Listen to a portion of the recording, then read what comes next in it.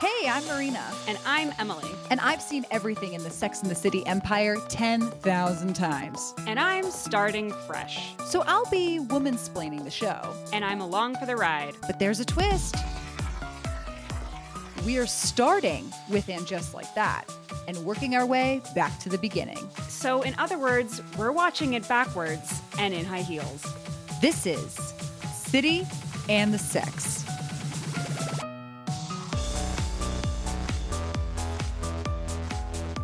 Welcome back.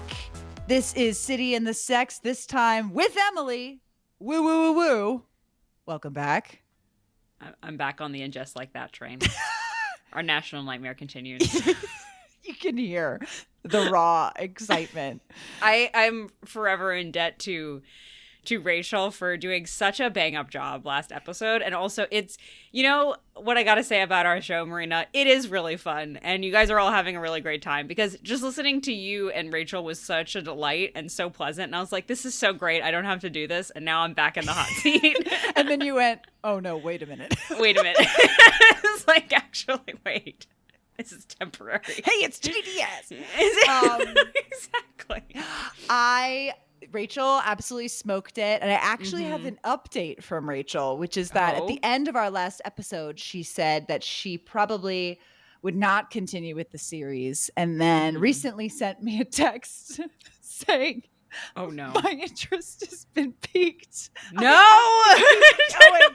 And that's what this show does. It is awful, but it will ensnare you. It will ensnare you, but you also don't really know why. Like, I can't explain, you know, if someone were to ask sort of like, what's here, put it this way. My roommate asked a very simple question when I was catching up on this, which is, what's the latest in like, as in, what is the latest in this current season, right? What is happening to the girls? And I kid you not, I could not explain. Like, I just realized, I was like, well, they're, you know, she's, you know, Miranda's gay now. And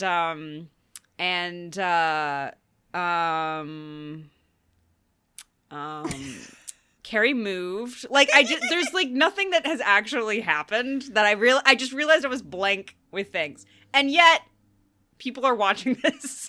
And yet it keeps getting renewed. And we keep having to go through it. And it keeps not getting better. That's what gets me. Yeah. No, if any, I don't know if it's getting better. I don't know if it's getting worse. I think it's like unchanging and unflinching in the face of constant scrutiny. So this new season has had a lot of press, I think, compared to the past two, like leading up to it, which is kind of a goldmine for us because we get to sort of hear a little bit more about what the actors are thinking and what's going on behind the scenes and stuff like that. And I'm very curious about all the like recent, I don't know if you saw all the like recent quotes from Sarah Jessica Parker in some interview about like, oh, wow, I didn't know there was a backlash against the show. Someone had to tell me there was backlash. I don't understand what people say. It's like, it's such a fascinating insight because we do discuss on this show a lot. Do they know what's going on?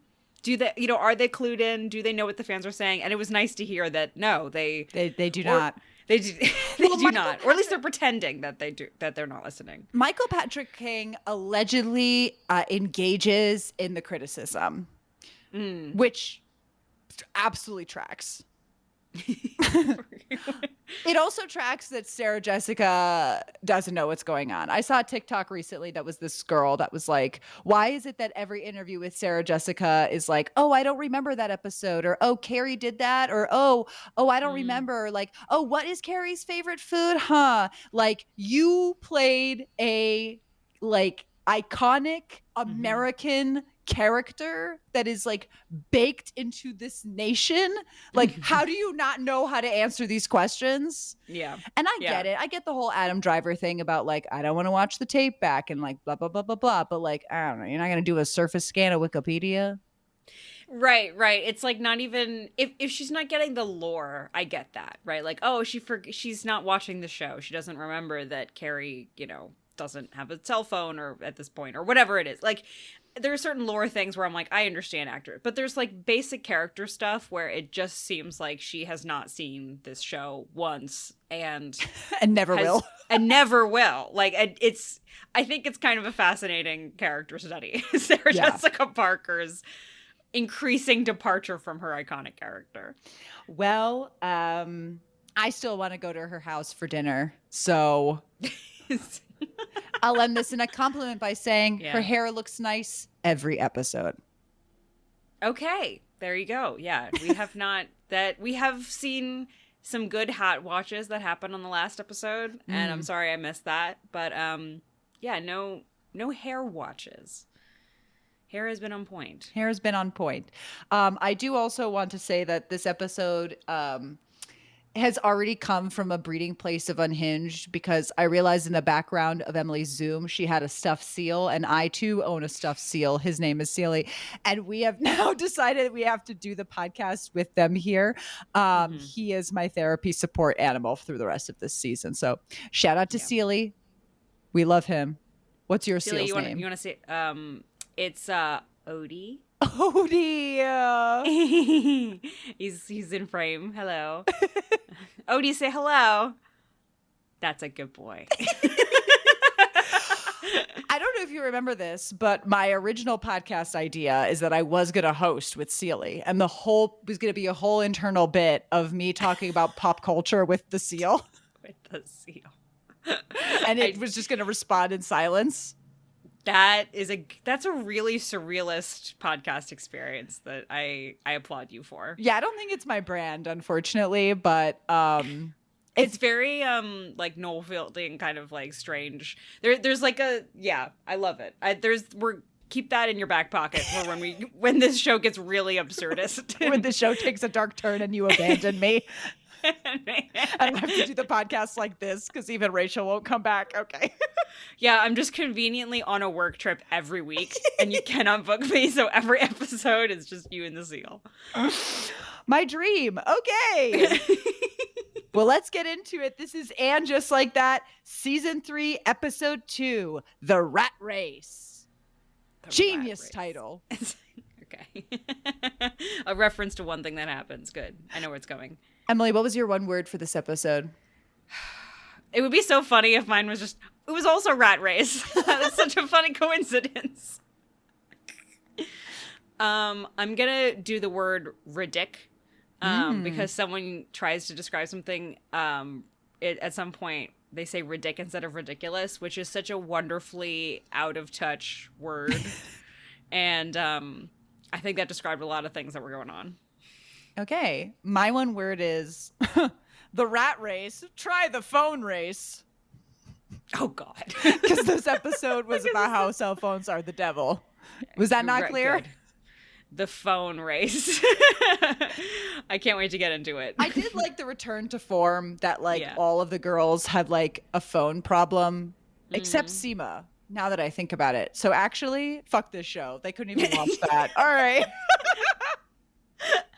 We're trying. I tried.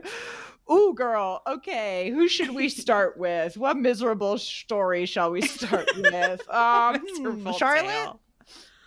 Okay. Let's do Charlotte. Charlotte and LTW, they're looped in. I feel like I'm on a seesaw with this show already, which is like, right. I don't know. Is it better that they're always stuck together doing mom stuff, which I hate?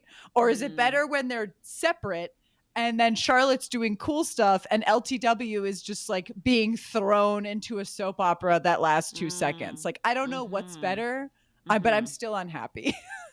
Either way, it's bad. Well, Charlotte and LTW are at school and they see a bunch of parents gossiping. And wouldn't you know it, they've got a special college advisor who's going to get their kids into Ivies. And her name is Lois Fingerhood. Okay. That's... I think just your delivery said everything that we're going to... everything in that. I don't really know where to start with this. I think okay, first of all, let's just take this from like a totally fair standpoint. Like, does Charlotte seem like the kind of person to you to not be aware of a college prep person? Yeah. And be surprised that it's college season. You know what I mean? Here's my number one, off the bat. Here we go. Raring to go. Number one complaint. She's back at work. We don't fucking see her work. That's the only thing I want to see, by the way. But I'm told about how busy she is with work that she can't keep up with her kids or Anthony. Yeah, that is a good point. That is a thing multiple people have said, but I don't think we have seen her in the office once in this episode. No, and it looks like next episode is more office-y, whatever, but like, I don't know. I just like, it was weird to have a bunch of people being like, well, you're so busy. It's like, you're too busy to care about your kid going into an Ivy? Like, I don't know. That seemed pretty weird to me. Yeah. And I do feel like, I mean, as we sort of discussed before, Charlotte is kind of like always, at least in Just Like That, she's kind of in her own show a lot of the times. Like, she's in a different sitcom that is like also bad, but like is a goofy physical comedy CBS sitcom. So far in these episodes of the season, I feel like that has dialed up to 11 somehow even more. Like, she has become more ditzy, and like everything is exaggerated in a way that is like, it's like untenable. So it's like, it's also just like, what? This is going on? Oh my God. Just like shocked and like screaming the whole time. You know what I mean? That's kind of the energy we're at. It's like they've ratcheted it up for the comedy, but the comedy has only gotten worse. Yes. Take the scene with the principal or the headmaster or whatever the hell his name is, where they go in, and I think my main issue here is that LTW is not at the same level as Charlotte. So LTW comes in being like, hey, like, we have something to tell you. And then Charlotte's like, it's a disaster. You know what I mean? And so then he thinks there's a school shooting and puts on a bulletproof vest. And then like, I could almost buy that as a funny bit, kind of. But then like, it takes so long to unwind from that. It's like multiple lines of dialogue being like, oh, there's nothing. Oh, okay. Well, why'd you freak out? Oh, okay. Oh, I guess I'll take it off now. It's like, just take it off. We're over it. Yeah, exactly. It's like the joke is told and we're not even going to spend time. We don't have time to discuss how tasteful it is or isn't. It could have been funny, but it was like, it goes on for 3 beats. I feel like as if there is a laugh track. Yes. Do you know what I mean? It's that kind of timing. There was like really, it was all of her plots. There was lots of like long pauses for a laugh track. And it was just like, Jesus Christ, what is happening? And you know how Celia and I responded. Yeah. You guys don't look amused. That's for sure. And then also ending on this whole, like, it's Greg Inappropriate Tuesday.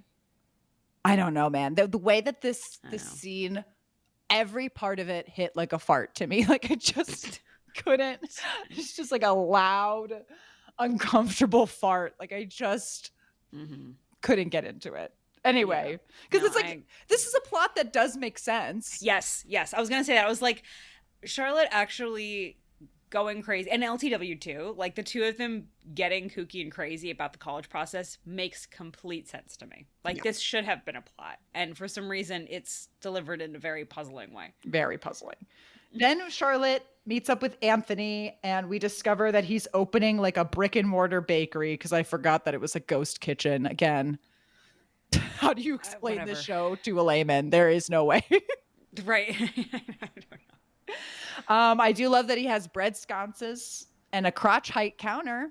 It's very good. These are good details. He wins for that. But to your earlier point, Charlotte being like, oh, what? A store? I was like, all right.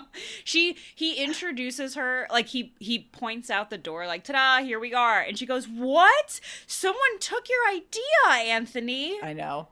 It's like somebody has to be the doofus, and maybe they got the feedback that like Miranda couldn't be the doofus, so they're like, okay, well, Charlotte's already here, so we'll just dial it up. Ratchet this up. Yeah. It's like, what is this Scooby-Doo nonsense? Yeah, what? I don't know. But I guess we've got more hot fellas to look forward to. Good. Okay. Then Charlotte's at work stalking this college advisor on Instagram, because apparently she's got a private Instagram, but if you change your profile picture to a bottle of wine, people will just accept you. What? Yeah. Do you want to explain this one? Is this a reference to something on Instagram? I already know what the answer is. Is this a reference to an actual thing that happens on Instagram? Can you look into Celie's eyes? Look into Celie's eyes. Or is this a weird misogynistic joke about women liking wine. Yes. Number 2. Okay. I think it's like, oh, women like wine. Hardy har har, wine o'clock. Yeah. Okay. That's what I thought. As if this crazy college advisor who, I mean, the number of guest star disservices that have happened so far should be illegal. I'm like, who do I call at SAG-AFTRA to be Right? like, these are stellar bookings. These are women who I want to have parts to make money from. Like, I want to be so explicitly clear. It has nothing to do with the actress or the choice. And they are given these roles that sound fun and then are just, again, like whoopee cushion flat farts. And it's like, how could you do this? How could you do this? But I'm sorry, an anal retentive college advisor who, like, you know, is picky choosy is not just liking somebody because they have a wine bottle profile picture. Yeah. Exactly. We're not on board with any of these jokes if it's not, you know, if there's not a little bit of setup. And I'm sorry that we're starting this episode so negatively, but you know what? You shouldn't have served us as a teeny pile of shit for this to start with. Okay? We have positive things to say. I promise. It's not going to be a shit fest, but this Charlotte plot this episode was really we're like, going in. Yeah. Christ. So then she calls LTW and finds out that this college advisor is currently at a little game league, like in Central Park. I'm like, I don't even know where the other two are. I'm like, how on earth did they get to Central Park so quick and somehow not completely miss this game? But whatever, I guess. Yeah, they know which 4 hours. They know which baseball field it is. They just, God, whatever. Cool.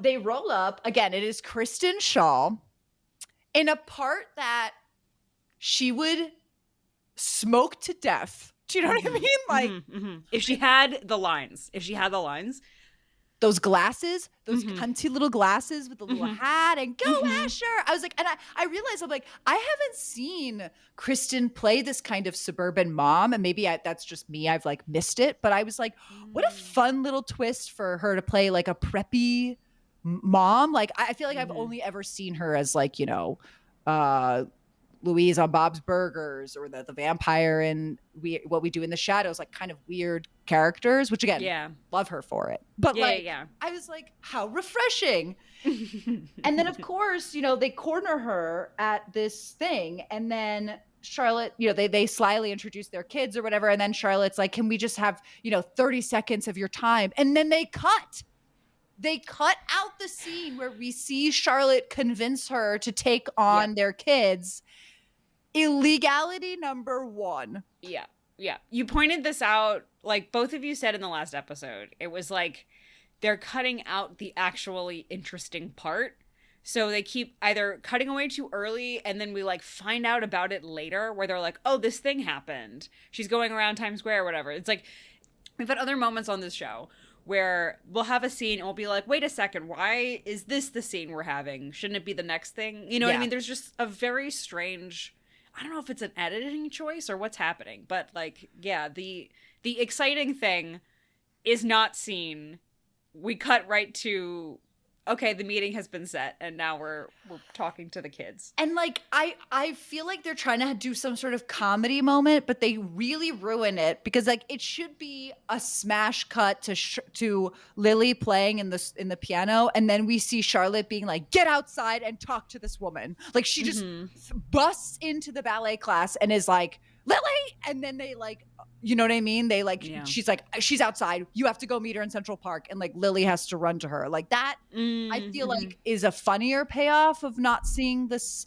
Instead, we get this like long protracted Lily flirtation scene with this ballerina who, again, I don't give 2 shits about. Then we have to watch them make out. And then Charlotte and LTW are in different clothes. So presumably a day has passed in between this 30-second argument that we didn't see and this woman's decision to take them on. Like, I feel like then we needed a scene of them being like, did she buy it? I don't know. Something. Yeah, that's all. That's okay. I didn't even catch that. So it's like they went home. went to bed and then woke up the next day and then decided to hunt down their children and interrupt what they were doing. And be like, oh, we got an appointment. Like this woman at the baseball field was like, oh, I'll consider your kids. And the next day was like, here's an appointment time. Like, I don't know. I just feel like. Yeah, I'm confused. That's very confused. Yeah. And can you also say that, like, it's kind of interesting that I think every shot we've got from the trailer has already happened. Yes, I was gonna say I had that same thought when I watched episode 1. I said the whole trailer is here. I've seen every clip from the trailer and every clip from the promos that or the behind. How people like take pictures on set while they're filming and then leak those to the Daily Mail or whatever. I was like, I've seen all these outfits. I've seen all these scenes. And every time I watch the end of the episode preview, I'm like, what the hell is this? Yeah. Who the hell are these people? What are they doing? 10 episodes. Yeah, we still have 10 episodes to go of stuff, and the trailer is like the big beats they had in the trailer were Aidan surprising Carrie in the closet, which we're going to see. Yeah. And Charlotte walking in and going, Lily, while she's making out, which is what we see here. Like, those were presented in the trailer as if these were, like, 2 most interesting moments. Yeah, exactly. And Miranda flirting with the British women, which we've already seen. Anyway. Well, Charlotte makes sure to get in a dig at Lily here, being like, we all thought this relationship was in your mind. I'm like, my God. What are we doing? Yeah. Why are we having to sneak that in? Just let her make out with the ballerina, move on. I don't know. I don't care. And then LTW, I will say this scene, excellent. It's probably going to end up being my high of the episode, which is LTW running across the field to get her son in that like bizarro, but perfectly bizarro shirt. It's like a Oxford sort of button-up shirt with cape, which I've like never seen, but want so bad. That I was like, okay, if all this was to get to this moment, then fine, but I'm not happy. This whole plot was written backwards from this scene. Like Kristen Shaw got sacrificed on the altar for this scene. It's a good outfit. It's a great comedy beat. Finally, they got one comedic scene right. Man.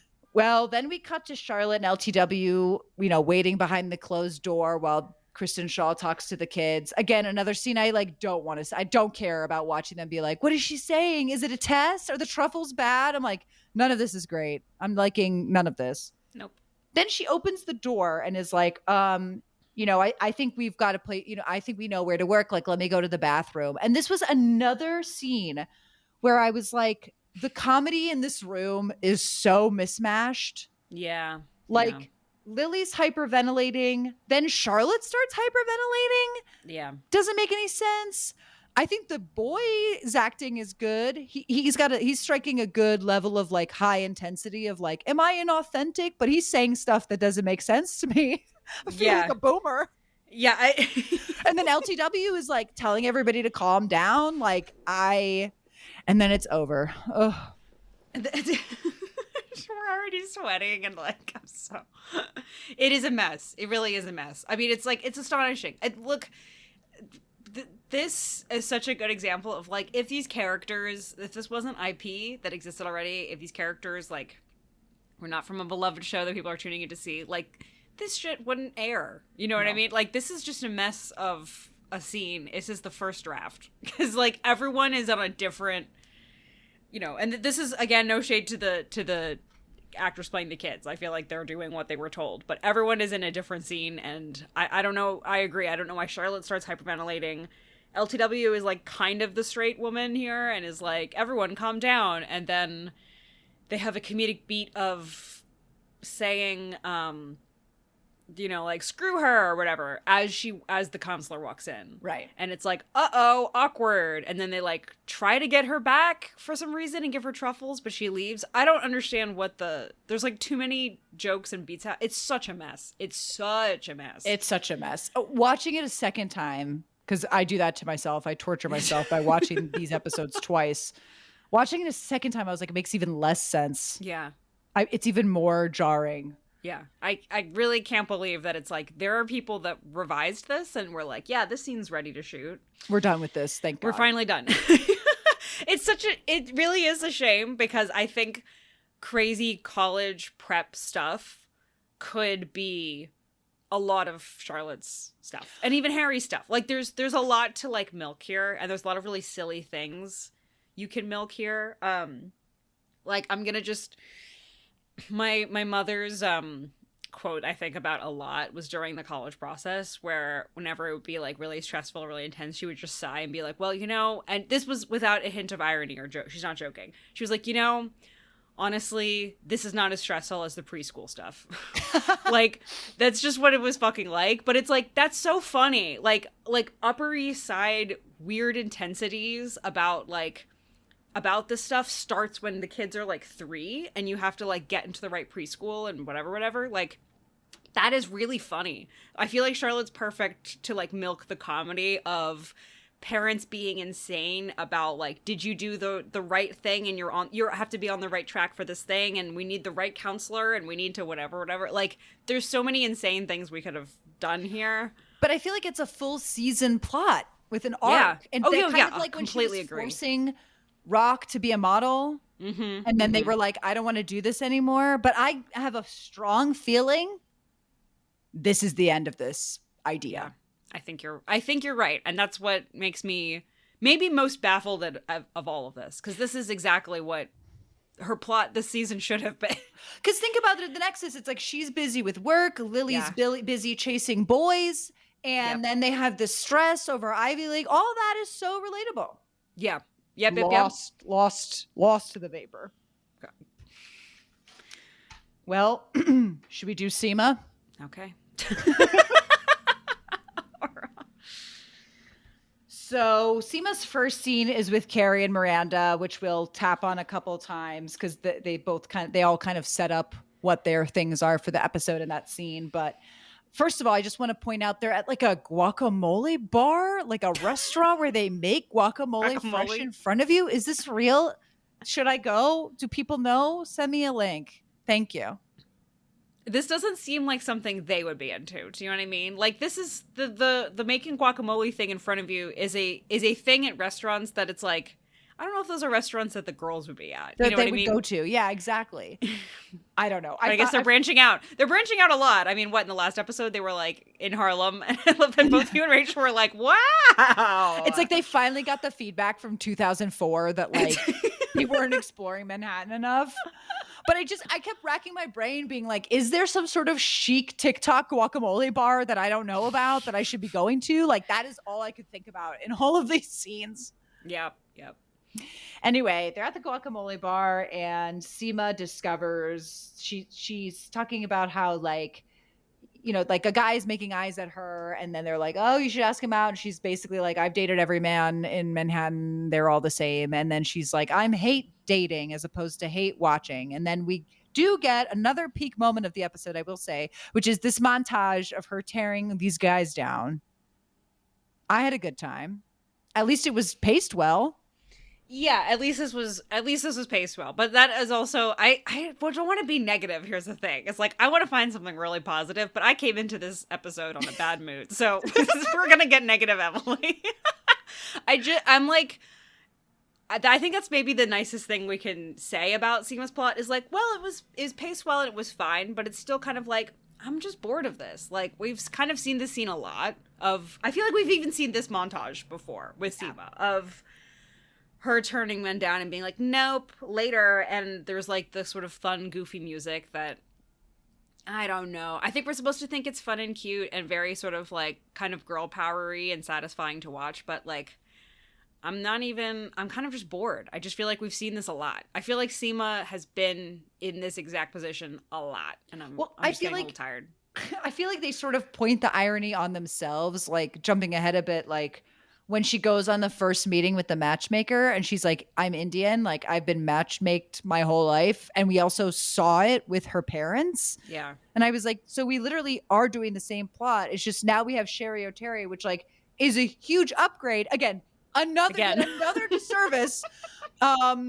You know, where I'm like, this is a fantastic character. This could be a whole fucking arc. Is like, you know what? I'm gonna go with a matchmaker and see what she can get me, you know?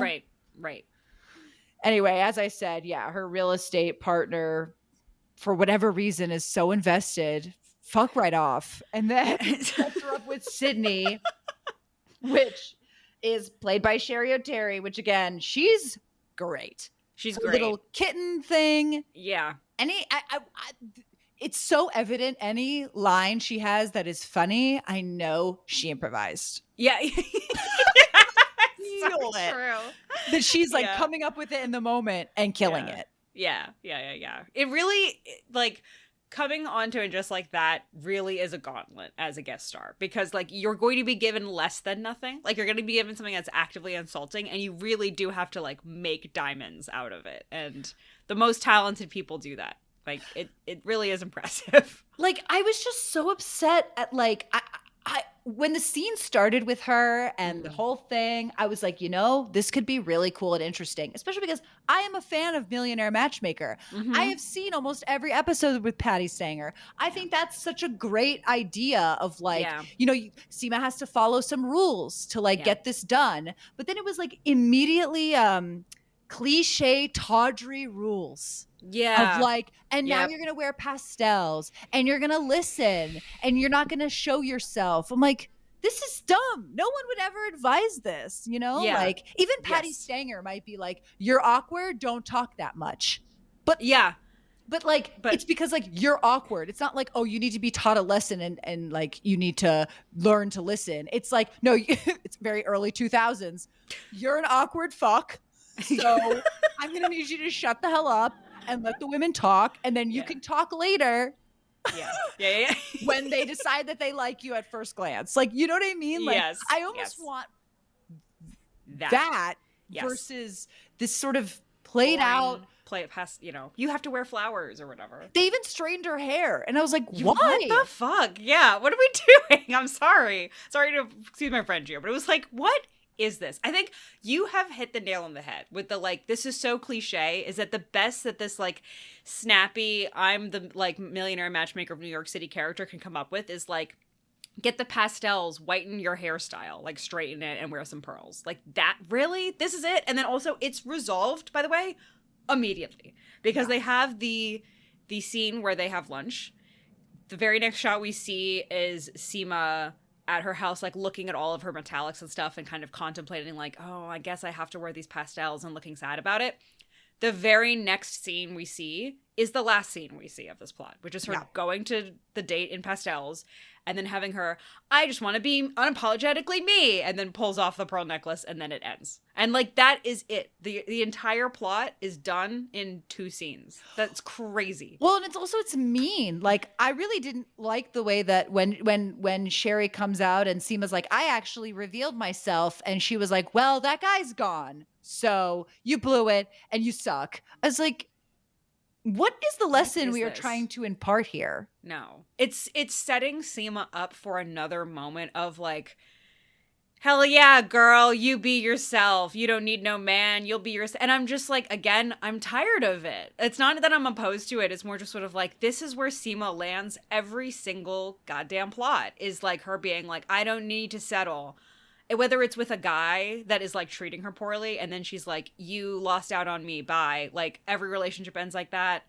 This relationship with the matchmaker ends like this, being like, you know, bye bitch, I'm gonna be myself. Like every plot with Seema ends this way. And I'm sad because of all of the new characters, Seema I think had the most potential to like be fun and interesting. And I still think it's true. I still think among all of them, she's the only one that I'm still holding out hope something interesting will happen. Yeah, I agree. Like, I still think that. So it's, but we're moving from disappointment to, like, anger at this point. Yeah. Or I'm like, again, we got to end with the, I'm going to be unapologetically me, and I'm not going to settle. That's really great. We have landed here every plot line with you. I just really didn't think I'd be building like the cameo graveyard of like, I feel like if you could say one thing about Sex and the City and Michael Patrick, it's like they know how to use a well-used guest character. I feel like we've never really complained about guest stars, appearances and stars, you know, but like between Rosie, Kristen, and Sherry, it's like, Jesus Christ. Yeah. Really bad. Setting women back. No. Again, love all 3 of them. I would pay them to read the dictionary, but sad. Okay, Yeah. well, I feel like I have some positive things to say about Miranda. Okay, let's do that. Let's shift gears a bit. And that's so nice that Miranda gets to have some positive things we get to say. Isn't that so nice? God, after 2 seasons of us basically Yeah. verbally throwing up on her, yeah, no, I'm happy that finally she has a decent Mhm. episode, especially after the nun thing. I was like, Jesus dear. Christ. Literally. So Miranda's coworkers are watching reality TV, and we learn that they're watching this new show called Bye Bingo, which is very clearly like a sort of a Too Hot to Handle type Love Island type show. My only complaint about this fake show is that they do confessionals side by side. Literally, when have I ever seen that? Yeah, what's up with this? What's Hate up with that. the show? Okay. Why are we doing that? Just show me a bunch of confessionals. Okay, I'm done. But what we've all been saying all along, which is like the natural Miranda pipeline from tabloids is to reality TV. Like, how has it taken this Mhm. long for her to watch an episode of Housewives? Yeah. Yes. That's Spot like on. exact. So I was like, finally, they got the note from us Yeah. on the internet. And I just found that she was less dumb this episode. I was like, I feel like she's like making sense a bit, you know? Yeah, her like moments of awkwardness or dumbness feel like way more grounded than usual. Like her sort of awkwardness is like, oh, it's because Miranda is awkward. Do you know what I mean? Rather than like, oh, it's because she's become a psychopath. Like, do you know what I mean? There's like two different kinds of Miranda stepping in it. And, you know, there's one that's like, I'm in a rom-com, Carrie, and like driving off to Kentucky or wherever the fuck, or St. Louis. Where was that? I don't know. And then there's this, which is just like, oh, she just like doesn't have a gaydar yet and is sort of making mistakes and kind of, you know, like this is completely in line with Miranda. I'm totally sold. It's fine. And relatable. Like, again, her watching Bye Bingo, watching C-SPAN at the same time, great. Her like vibing with this mixer lady. I really thought the mixer lady was lesbian too. Like I was along for the ride on this. I thought it was fine. I guess that the twist is like whatever, that she's straight. I was like, all right, well, I mean, they didn't absolutely then like make Miranda trip and fall in mud like they have in past episodes. So Right, exactly. Miranda not having a gaydar yet makes perfect sense and is exactly like fun to watch versus yes, trip in mud. She's like she doesn't trip and fall in the guacamole. yeah, exactly. Like face plant. That's what I was expecting after 2 seasons of this. I'll also say I did have the thought where I was like, why is she not dating the British lady yet? Like, I'm like, did we not set this up at the end of last season? They went on that like steamy date. Yeah. And then they have this like steamy flirtatious scene where I was like, it's so clear that this British lady is like coming on to her. She excuses it as like, oh, it's a work thing, so I can't make it weird. Right. Which then I liked that. And then I was like, look at this. A relationship that's developing over many episodes. Wow. It's almost like you can change how much time you give people in an episode depending on if they need to be doing anything or not. And if they don't need to be doing that much other than setup, they can just do that in a couple scenes. That sounds crazy. I don't know what you're talking about. Setup, payoff. What? And that's Miranda. Yeah, that's Miranda. She hits on the woman. The woman is straight and married, and that's a wrap. And like, there's nothing else to say there. It was like kind of like what we said, perfectly serviceable and understandable. I am glad the reality TV finally happened. Yes. My lingering question, which is an offhand thing. Why is she living in an Airbnb? Oh my God. Thank you. How are you booking an Airbnb in Manhattan? Can I tell you? I'm going to tell you right now. Okay. I've had to film 2 projects that I didn't want to film in my home. And so instead of renting studio space, I was like, let me get an Airbnb and then we'll like deck it out for a day and like move on. Okay. Finding an Airbnb in the city is absolutely impossible. I had to find one basically in Englewood Cliffs. Like that was the closest sort of Airbnb I could find that was decent. And I wasn't even trying to sleep there. Mm-hmm. Do you know what I mean? Like yeah. I was literally just trying to use it for the day. Yeah. Where is she getting an Airbnb in the West Village? In the West Village for like an extended period of time. right? Because she's essentially just living there temporarily, which, I mean, is why the Airbnb and not just like finding a rental? Why does she not have enough money from that brownstone to She should be rolling in it, like get something decent? From her previous law career, from just selling a brownstone way above, I'm sure, the value that they paid for it. Like, absolutely. Yeah. So, I mean, what is she, what's going on? Steve already bought a loft. Yeah. Like, Yeah. It doesn't seem like she's that busy. Yeah. My lingering question is how does she have so much shit in her office already? Like, wasn't she an intern like 2 days ago? Her career doesn't really make sense to me anyway. I mean, I'm still kind of even confused how she's an intern coming from, like, I get that it's a career change, but coming from a high-powered, like, she was a partner at the law firm. You don't need to start over. There's a more one-to-one than starting at the intern level, so I feel like she should have just started with the office. Like, yes, skip the intern situation. And then just get her in, like, a cheap rental, because that also is very Miranda. It's just like, well, I got this, like, crappy rental and whatever, and she just, like, found an apartment. Like, it doesn't have to be fancy, but, like, I don't understand why dropping very specifically, still in that Airbnb, whatever, like... They gotta hit all the buzzwords, Emily. That's how you reach the kids. Is it that she's poor? Like, does he think that Airbnbs are, like, cheap? What is happening? Also, I think Carrie has a house that is, like, 3 floors. Yeah. Miranda has no reason to be living in an Airbnb. I don't get it. I think you're right. I think he's trying to allude to the fact that she has less money now, but he forgot that we all know the property value of a brownstone and the fact that Steve bought his own loft, which tells me, like... They're fine. They're fine? Yeah. Like, I don't know. But, I can't wait to get the explanation to this because I'm sure we'll get one. Yeah, I'm just like, why has she not moved in with Carrie? That's such a good point. Empty, giant house of so many rooms. Of a Hollywood studio. Okay. And with that, we move on to Carrie's plot. Okay. Dear God. Okay. Miranda's really gets to be the, like, saving grace of this episode. I can't believe that. Shout out to her. Shout out to her being a collective of 5 minutes, and that's why she's good. All right. Carrie's looking good. Heading to the bar. I do love this dress she wears at the beginning of the episode, but she's heading to a bar with our favorite clown, Lisette, who continues to be the most confusing, perplexing, like, AI robot. Yeah. Absolutely inhuman. Yeah. The scene of them at the bar is a perfect, show this to someone who hasn't seen it just like that to explain why this show is really strange. It's because, every joke hits with a thud. Like when Carrie's like, oh, it was built in the 1940s, so it's creaky and whatever. And then she's like, oh, well, it looks great. Who's her doctor? Girl, you're a jewelry maker. You're not a columnist. I know that you're the vessel for Carrie, but, like, you're not funny, girl. It's not funny. And then no hatred to this actress. No hatred to this actress. But, like, girl.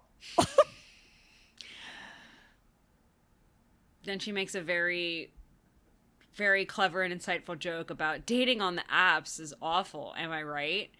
And then inexplicably tosses the phone over her shoulder. Like, picks up the physical phone and throws it across the room to make a joke about, haha, apps are the worst. And then, like, hits a human being in the body and doesn't even bother to, like, check? Yeah. Actually, if you threw it and it, like, hit a glass, I wouldn't pay attention either. But, like, a human man goes, like, ow. Yeah. As if this is also the most normal. And, like, when she does it, Carrie, like, lets out a little chuckle. Like, as if this is a funny... Like, if you and I were sitting around and you and I were boring people who just said, man, the apps are shit these days, and then, like, took our phone and then, like, stuffed it in our bag or turned it off or something, like, I am done with it. We wouldn't, like, toss it physically across the bar and be like, haha, so fun. You know what I mean? Like, Carrie acts like this is a really normal thing to just yeet your phone in a crowded bar to make a joke. And then also, like, this is a perfect MPK moment of, like, well, I have woken up from my coma, so I have heard that everyone complains about the apps these days, so I'm going to make an app joke. But in the universe of Sex and the City, everything is still a fantasy. So this gorgeous man walks up to her and is like, did you drop your phone? Can I buy you a drink? And so it's like, you're not using the apps, Lizette, because you live in the world of Sex and the City where gorgeous men just show up like all of the time. I know. So the apps are terrible jokes don't really land in Sex and the City because like there's gorgeous men growing like, you know, off trees in this city. You know, and what she's I mean? always with a gorgeous man. I don't know. Yeah, it's like I'm not buying it. Yeah. I don't know. I'm not buying any of it. I'm not buying any of it. No. I'm not buying any of it. I'm not buying. What kills me is this whole necklace exchange. Oh boy. Hate to say it. Ugly necklace. I haven't seen one good necklace from this girl. I have not. And then Carrie goes, "You made this? It's in a box with her fucking name on it."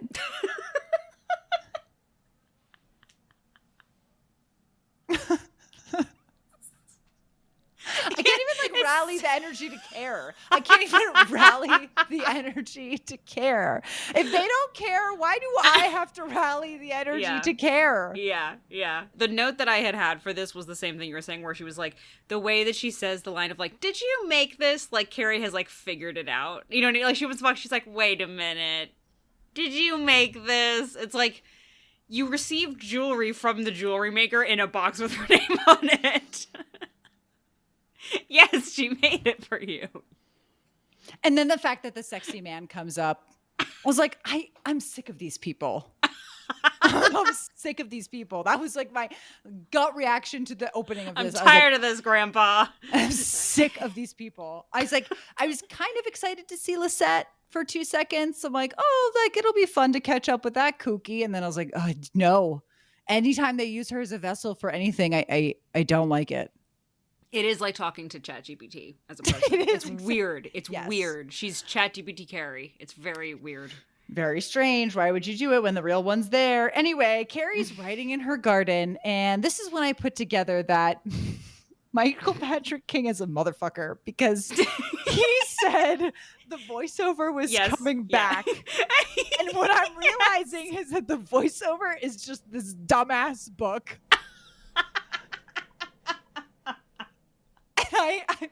And it made me so mad when the episode ends also with it. Yeah. I was like, just give the people what they want. They just want to hear Carrie's thoughts and her weird fucking puns and shit. Yeah. Nobody wants the bustled gown ran up the stairs to cross the threshold.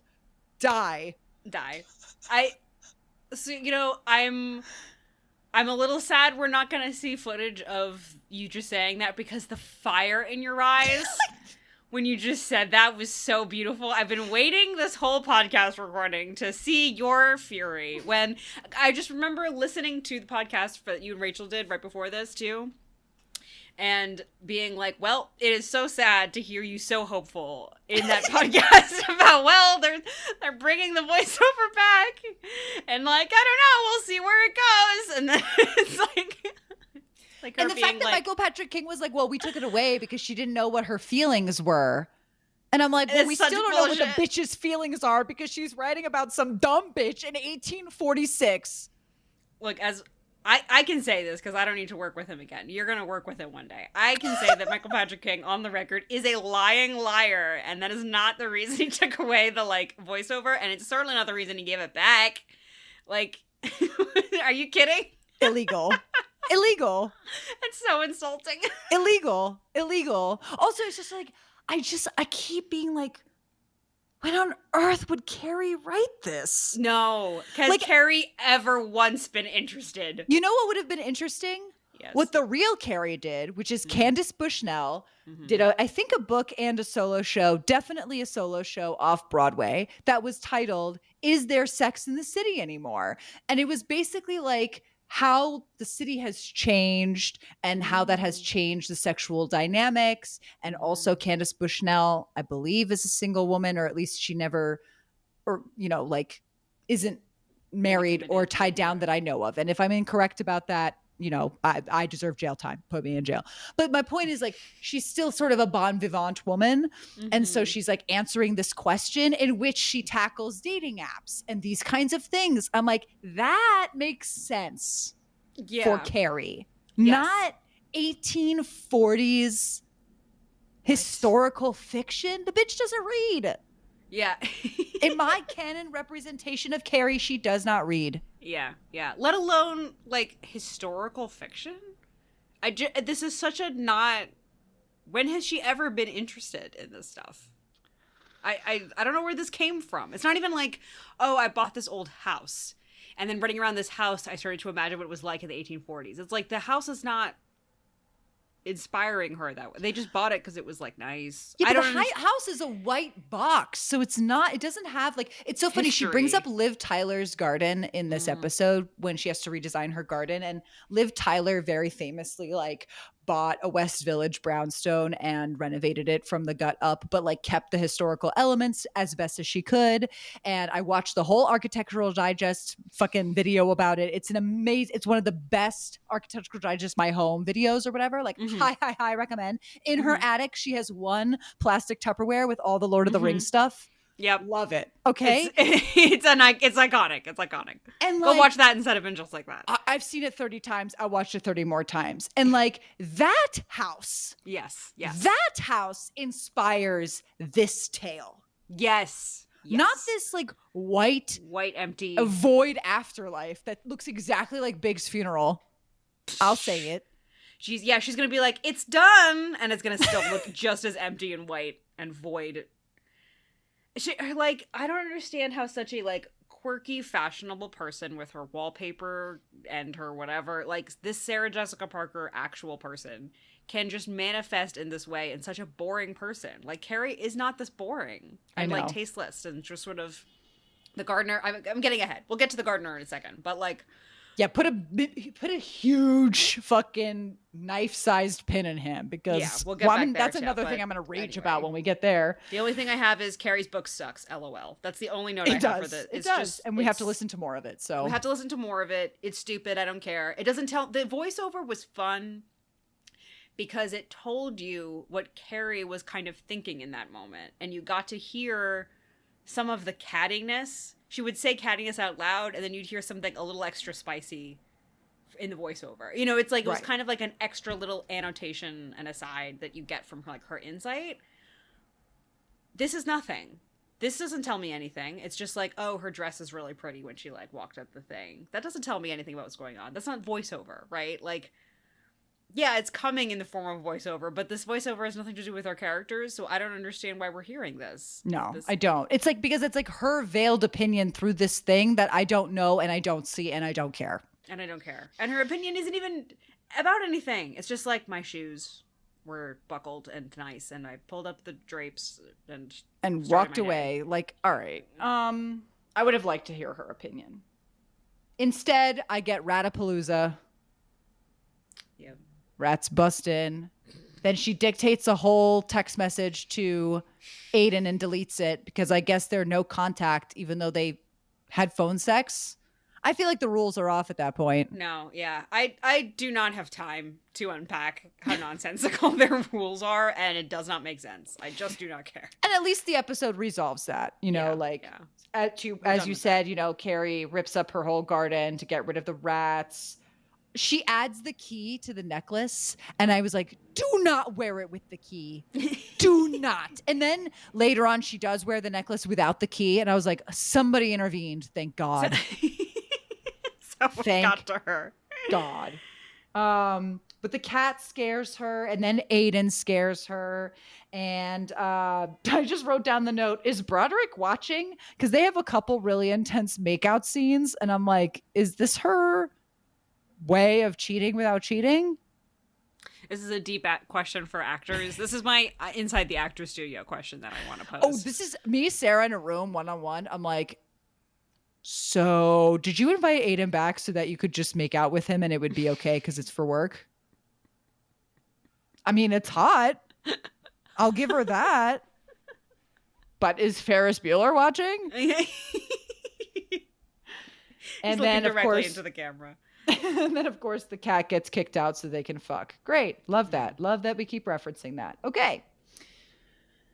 Carrie's at home with Aidan, as we said. They talk about the rules. They finally sort of make sense. I do think it is reasonable what he says, which is like, I freaked out over my son, and now I'm realizing maybe, I'm being an idiot. Great. And now they can text. And she brings up this garden metaphor that makes no sense. She's like, just like my garden out there, I'm trying to get underneath of what's happening here between us. And I'm like, oh my God, shut up. No, I don't want this. And honestly, the metaphor doesn't translate. No, it doesn't make any sense. Because you know trying. How you feel about each other. It's just that this man's kid almost died. Okay. What does that have to do with the rats? I don't. Whatever.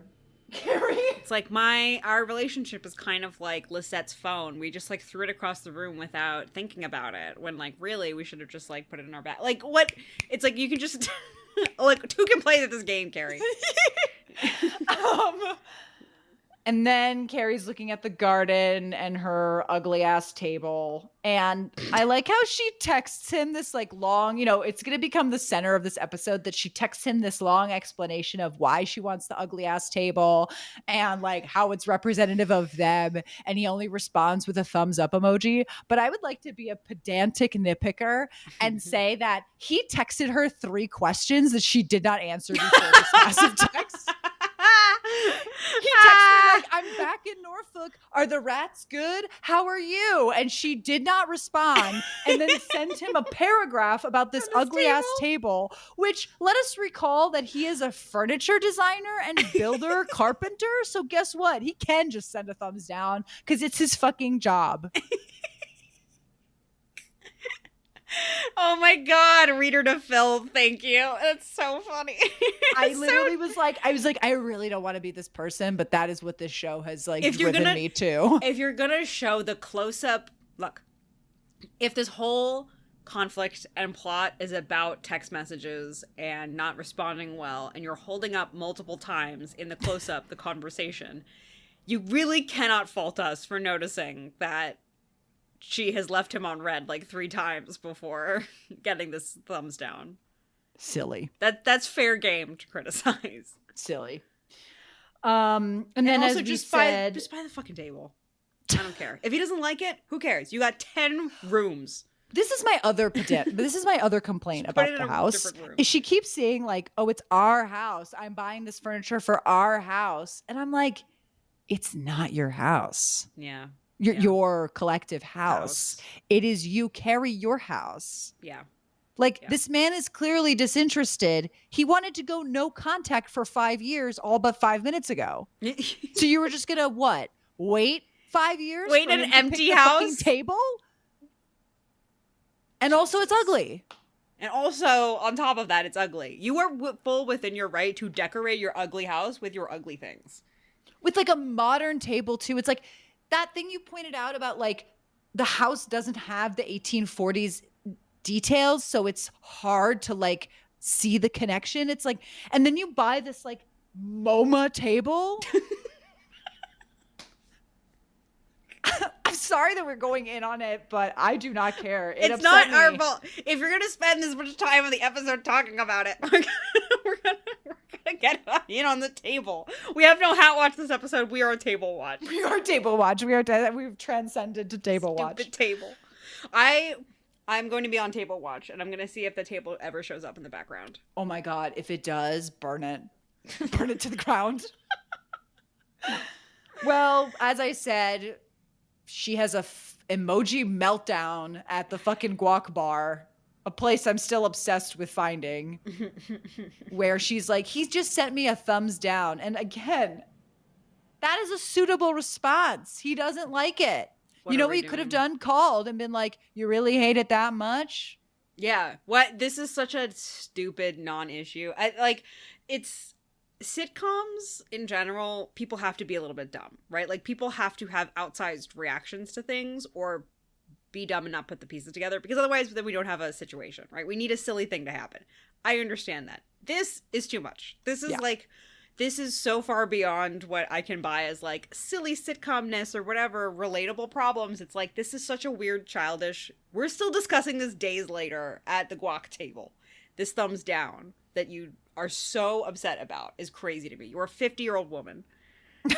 Give him a call. Give him a Figure call. it out. I mean, we lightly talked about this, but like the fact that they have discovered emojis on this show in the year of our Lord 2025. How was this not a bit in season 1? How are we just discovering emojis? Carrie's whole wordplay with emojis. I keep sitting there being like, you know what this would be good for? A column. Oh, wait. No, there were no emojis in 1846, May of 1846. So she just gets to randomly throw it in there like a joke that isn't funny. Yes, exactly. Thank you. Thank you. I'm getting more tired as we keep going. It's wearing us down. Carrie's talking to the rat people and she's like, I want the fiercest poison you can get. And then this neighbor's like, well, you're getting the organic, non-toxic kind, right? And she's like, oh yeah. And we're supposed to, it literally, to your point, pauses for a laugh track that is not there.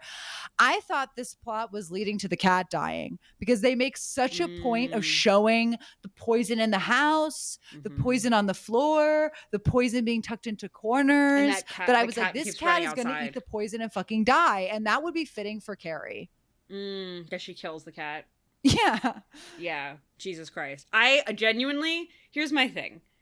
I will keep doing the show on one condition. If the cat gets killed, I gotta tap out, and we're gonna go back to Sex and the City. We're gonna take a break. And I cannot come on here and have a civilized discussion about Carrie Bradshaw if she kills that cat. No. Celia and I both stand with animal rights and say that if the cat dies, this show is canceled. We're calling Zaslav. We're making it happen. He owes me a favor. He laid me off. So yeah, he owes you a big one. He owes me a big one. Well, then we get Carrie in the bathroom. Oh God, she's at the guac bar and Miranda's going on about the show and she's like, I don't watch the show. And then she goes to the bathroom and she's like, she like dictates this message that's so stupid. It's like, hey there, buddy. What's the beef, girl? And then thank God she deletes it and just sends an eye roll. And I'm like, yeah, that is what you should have sent like 3 days ago when he sent the thumbs down. Like, that's a perfect response. This is insufferable.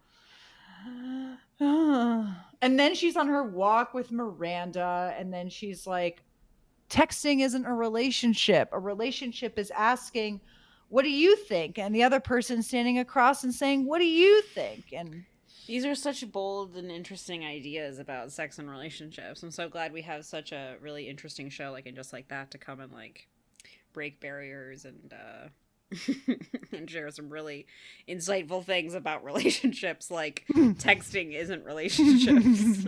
And like not make it convoluted at all and potentially risk killing a cat. Just makes me mad, Marina. Just makes me mad.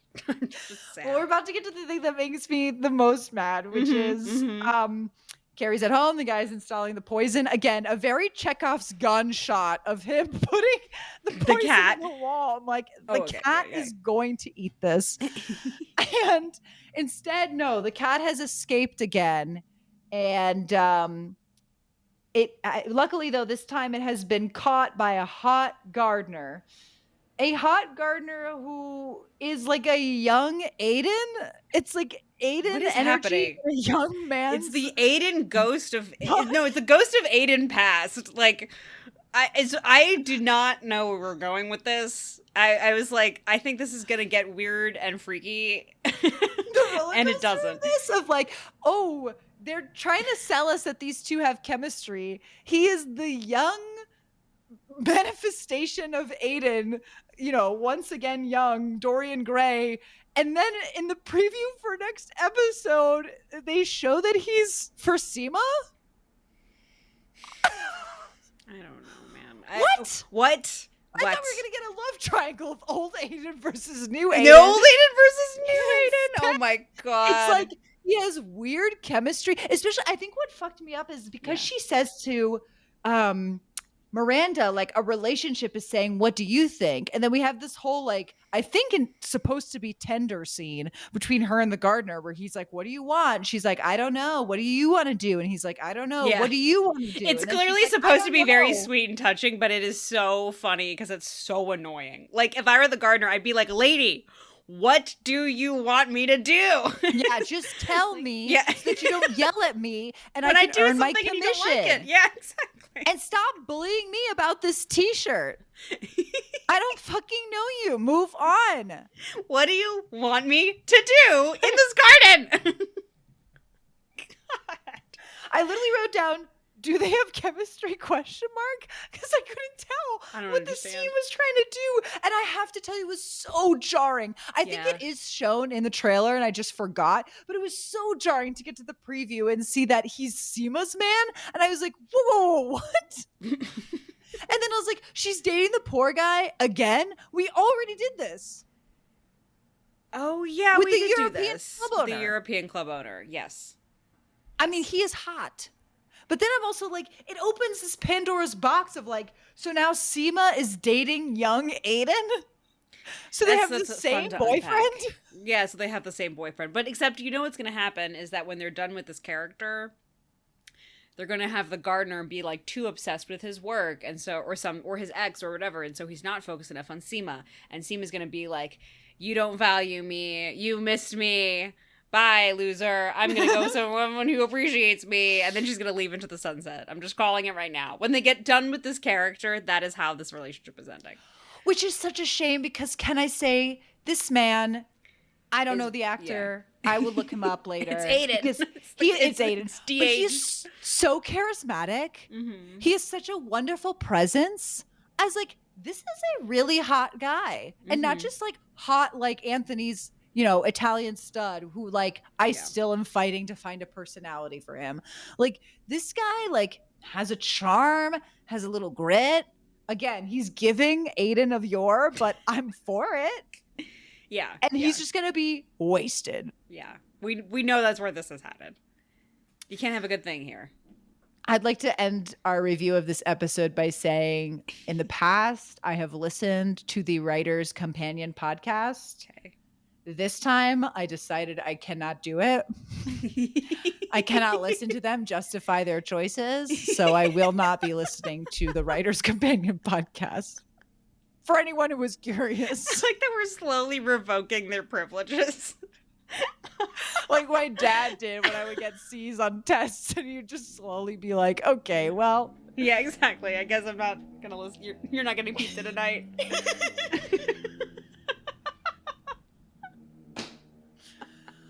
Oh, God. I keep praying it takes me somewhere good. I just know it's only taking me to hell. Yeah. Yeah. I mean, as Rachel so kindly put last episode, your beautiful optimism is really inspiring. And it's really nice to watch. Thank you. Thank you. It's a tragedy unfolding in podcast form, but it's also really compelling. Well, it's we end our podcast the way we end all our podcasts with our high and our low, our rose and our thorn. Emily, we'll start with the negative. What was your diarrhea of this episode? I mean, top 3. Okay. Yeah. Like we had so many that made us mad. I don't even. Okay. I think my top thorn is actually going to be Seema and the Pearl scene. That's a good one. Just that whole scene, and for all the reasons that we stated. I think that's gonna be my top thorn. I think my top thorn is the comedy hyperventilation scene in Charlotte's plot. Mm-hmm. It's just like, it was amazing to me how flat it was. Yeah. I could feel what they felt was like, I could feel it in my bones. But just, yeah.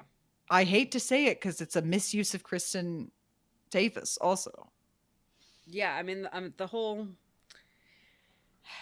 I don't know how these things are making it to the screen, honestly. Like, someone needs to have stopped this. Well... What was your rose? What was your release the Kraken? It's gonna be Miranda watching TV or watching reality TV next to the C-SPAN. That was actually chef's kiss phenomenal. Yeah, he made it. For me, I mean, as I said, I think the LTW running through the practice was great. Mm-hmm. And I'll say Aidan 2.0. De-aged Can't wait Aidan. to see what happens to him. Technology is amazing these days. It's actually Al Pacino. And he's played by Al Pacino. For no reason. Well, I look forward to his Irishman turn. And if you're looking for another turn from us, because you've listened to every single episode of the podcast, you've liked, favorited, hearted, starred, and high-fived and farted on every single episode of the podcast, then you can turn on over to YouTube at Sister Pigs, where we are still playing through Baldur's Gate as the four women of Sex in the City as we remember them at their peak, and not like this. in Not their like this. sacred memory and their beloved memory. It is a series that is very fun and full of affection, unlike whatever the fuck energy we were bringing today. just let you know. We promise that we love this franchise. We do. On that note, until next time, bye.